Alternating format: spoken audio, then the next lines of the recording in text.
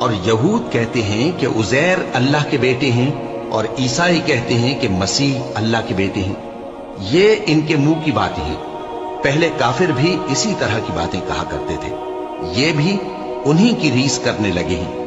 اللہ ان کو ہلاک کرے، یہ کہاں بہ کے پھرتے ہیں؟ انہوں نے اپنے علماء اور مشائخ اور مسیح ابن مریم کو اللہ کے سوا معبود بنا لیا، حالانکہ ان کو یہ حکم دیا گیا تھا کہ معبود واحد کے سوا کسی کی عبادت نہ کریں، اس کے سوا کوئی معبود نہیں، اور وہ ان لوگوں کے شریک مقرر کرنے سے پاک ہے۔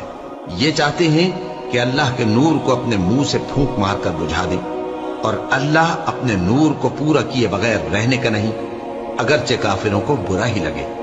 وہی تو ہے جس نے اپنے پیغمبر کو ہدایت اور دین حق دے کر بھیجا تاکہ اس دین کو دنیا کے تمام دینوں پر غالب کرے، اگرچہ کافر ناخوش ہی ہوں۔